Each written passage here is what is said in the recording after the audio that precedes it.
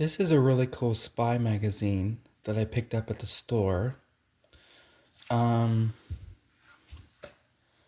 as you can see, there's a lot of really cool things, historical major incidents, a lot to do with Russia, China, even Japan, Mexico, and also Poland. A lot of countries actually. Well, a lot of countries fought with you know who, America. So of course, there's a lot of incidents in here involving countries with that have fought with America, which is pretty much half of the world. But anyways, so um, even Canada, if you guys remember, well, you wouldn't remember because you weren't alive, but Canada had a war with America too.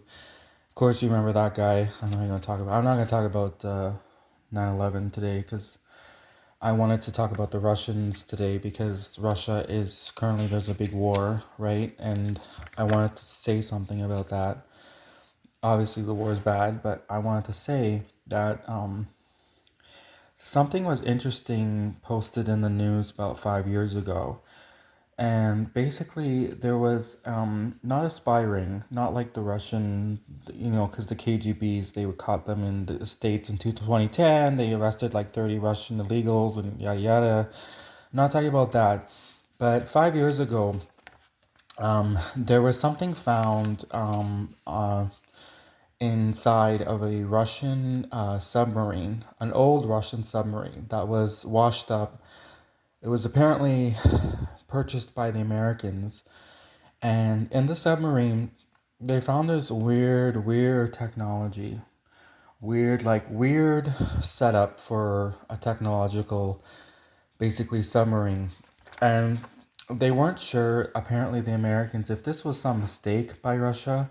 Obviously, the Russians didn't have possession of the submarine no more. And they weren't sure if it was an accident, if what was going on there. But what was interesting about the news story, which was the comments were turned off.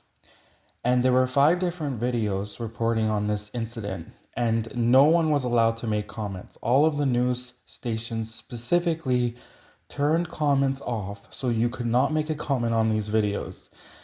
And I thought to myself, that's odd because usually there's at least one news station that will let people make comments, and none of them would. I went to check back a few weeks later on this whole submarine mysterious find, Americans find this mysterious Russian submarine story. I went to go look for these videos weeks later, and they were all removed. And these were legit media sources like CBC, NBC. These weren't just like random people making up a story about a Russian submarine. This was legitimately CBC, NBC. They were talking about this Russian submarine that the Americans found, and then suddenly, for no reason that I can think of, all the videos were removed.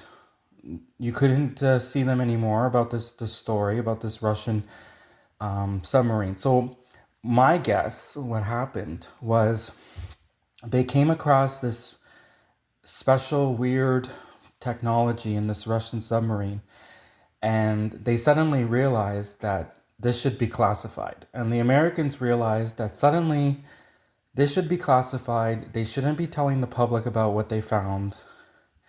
And I think that's my theory as to why suddenly they removed all of the videos about this Russian submarine that they found, that the Americans found.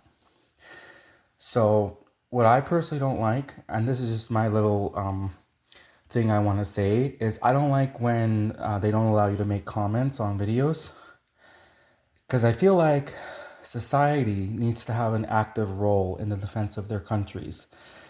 You can't just leave up the defense of your country up to the people who are paid to do it, because the people who are paid to do it often become corrupted by money. Hence, they're being paid to protect the country. But are they really doing it? Are they really actually protecting the country? Is the first question. And two, are they just doing it for money? And can they be easily corrupted? I would rather have people who are protecting the country not for money, but because they truly care about the country. And so the problem is that unfortunately the people who are responsible or being paid to protect the country actually aren't protecting the country, and instead they're causing more problems. And, like for example, I don't know, but which country did recently Trump get into an argument with? Was it North Korea, Japan? I don't know. Pretty sure there's a recent country where Trump was getting into a verbal argument with, no, I think it was Iran, right?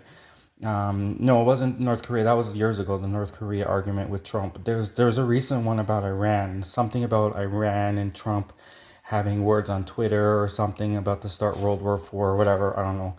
Anyways, that's what I'm saying. So the people who are being paid, like the actual president who to protect the country, are actually.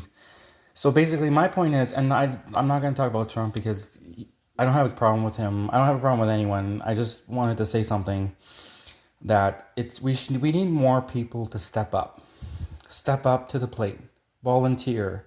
We have volunteers all the time. So society needs more people to volunteer, step up, and you can't just rely on your government to defend the country. You need to, as a citizen, like what's that American politician? Remember that guy who said, "Ask not what your country can do for you, but ask what you can do for your country." Remember that American politician? He was famous for saying, "Ask not what your country can do for you, ask what you can do for your country." Part of what I believe he was saying was people, the citizens, need to step up. So, exactly with this spy magazine, you can take it into your own hands to keep an eye on your country. And I mean, we pretty much do this every day with the news. You follow news articles and you make comments on elections and you vote. Obviously, people do that as well. But do they really have a grasp on even modern basic espionage 101? Does the average American, average Canadian, average even Russian, well, I mean, I think in Russia, they pretty much teach all their people to be like more patriotic, right? And the States, they do that too. But recently, I mean, I saw a whole bunch of all those videos where they were, I don't know, doing something with the flag. Anyways, um, typically countries try to teach their citizens to defend the country, right? To be patriotic, defend the motherland. And lately, I've noticed that there's been a trend where people have been not defending the country. And I just wanted to say that it's time people need to step up and in your own hands, take matters into your own hands in defending the country. And it's very simple. It's very, very simple. And my strategy for defending the country is education and diplomacy.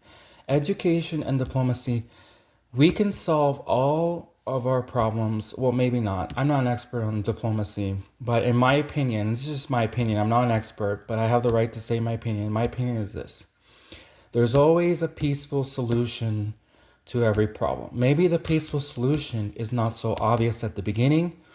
Maybe it's something that needs to be worked out, but war is a last resort. War is always a last resort.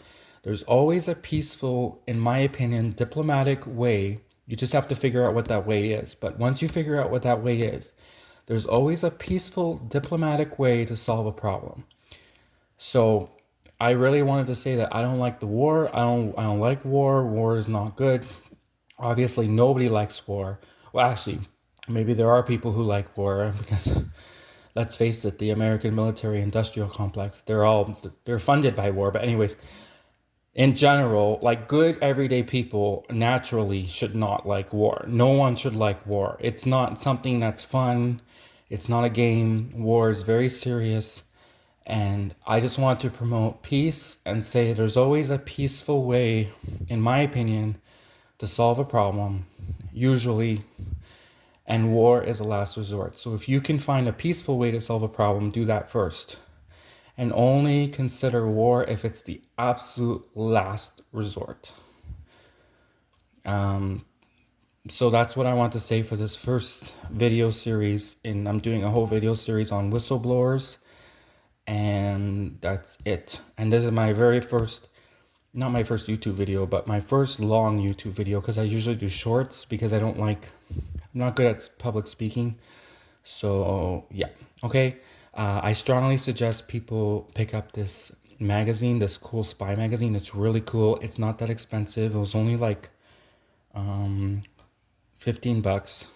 Well, maybe to some people that might be expensive, but anyways, I don't buy magazines every day. I'm not like constantly purchasing magazines. I only purchase them sometimes if I really like them or if I'm interested in the topic. And so this one was worth it. It has a lot of good information. And anyways, yeah, so that's it. Thank you for watching, and I'm gonna try to improve on my videos, keep them educational and entertaining, trying to find a fine balance between entertaining, educational, and improve my public speaking and not ramble on like I'm doing now. Okay, thank you. Bye. Do svidania.